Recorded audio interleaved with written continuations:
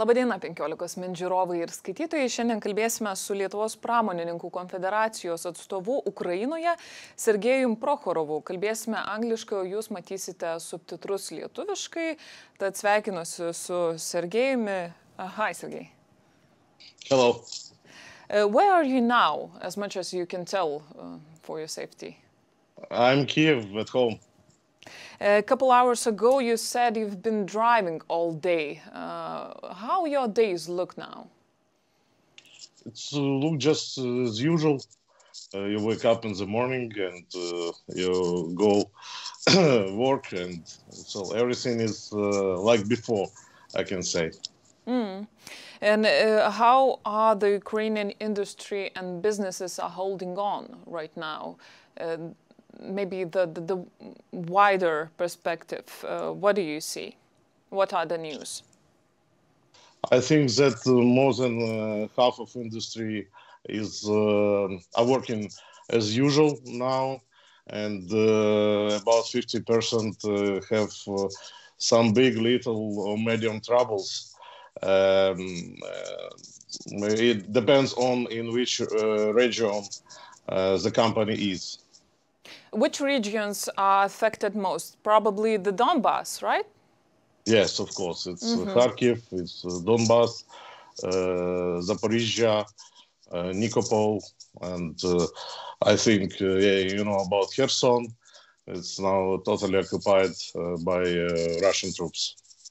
And which sectors, which industry sectors are affected most? What do you see? Because we talk a lot about metals, wheat, and other products.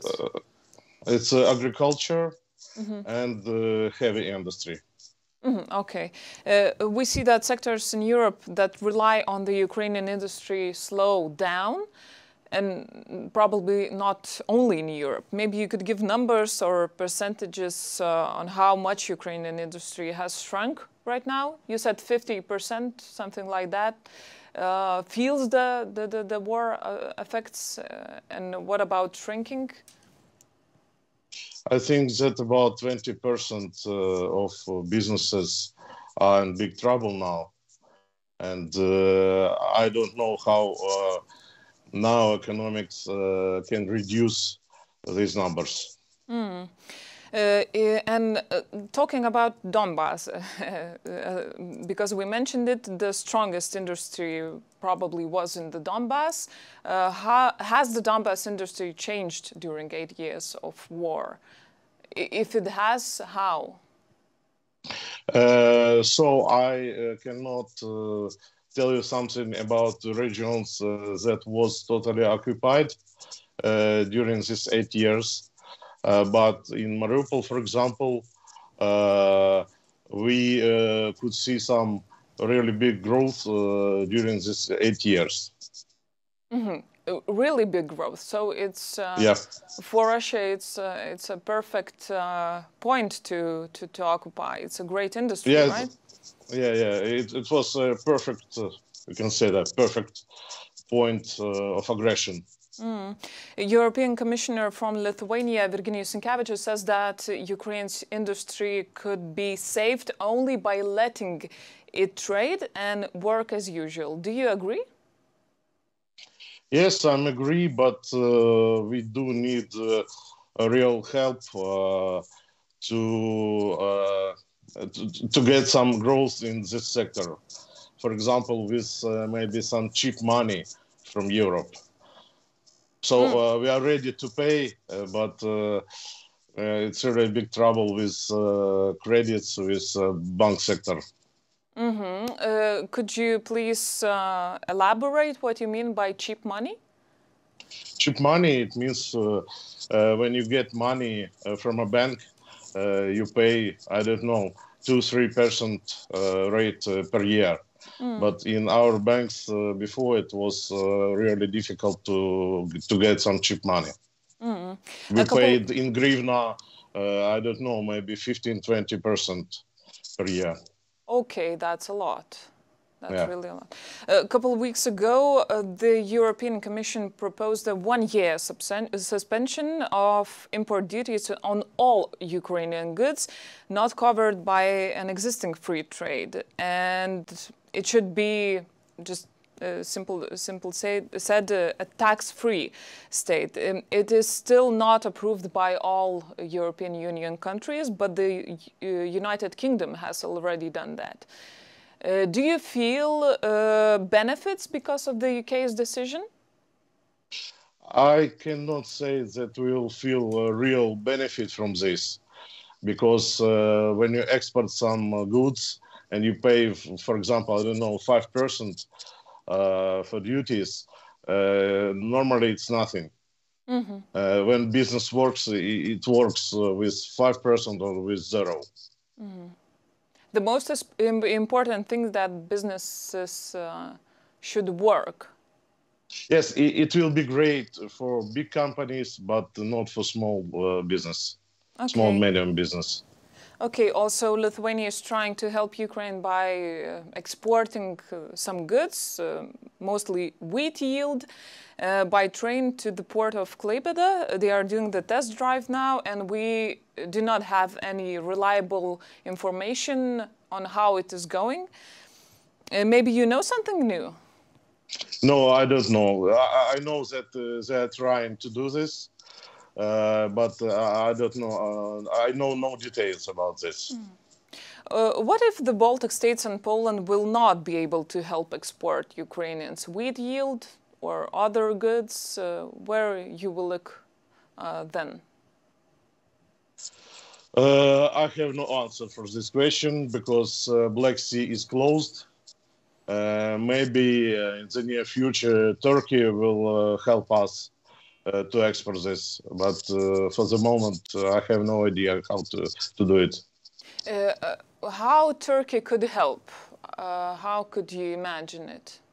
With ships, but all the ports are closed now.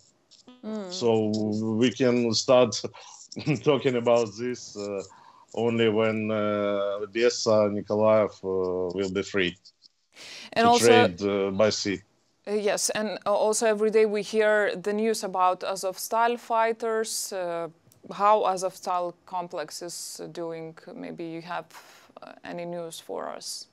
No, I have the same news as you. Okay. As you do. And talking about sectors, you said that heavy metals and heavy industry and agriculture is affected the most. Which sectors are doing well, if we could say that? I think that some services, IT sector, for example, food sector works well right now. So when you go to a shop, you can find everything you want. And the prices are higher than before, but not so fantastic. Now we have some troubles, some really big troubles with petrol, but I hope that in a few weeks we will solve this problem. What kind of troubles? So you need 2-3 hours to get 20 liters of petrol for your car. Okay. And in general, how do you feel? Is it safe in Kyiv? Do you feel safe there? For the moment, it's completely safe. Okay, because we hear that some people are coming back to Ukraine from Lithuania. The refugees are coming back to Ukraine. Do you know someone who is coming back from your friends or family? Yes, a lot of people, really a lot of people came back. And I think that about 1 week ago, 1.6 million people went back to Ukraine. And what about those who are in exile in Russia? Do you know something? Because we see that Russians just take people and drive them or somehow else bring them to Russia. I know nothing about it. I know that this is the truth, but personally, I know nobody who went there. And the final question about the economy, what do you see in perspective of this year, 2022, how it will look for Ukraine? What do you see? I think that until September, we will have no great changes, but with the beginning with winter, it will be something really special. I don't know what it will be. Prices for electricity, for gas, etc. I don't know how enterprises will survive. Okay, thank you very much, Sergei, for the interview, and I wish you a good day, and Slava Ukraini. Героям слава. Thank you very much. Dėkuju.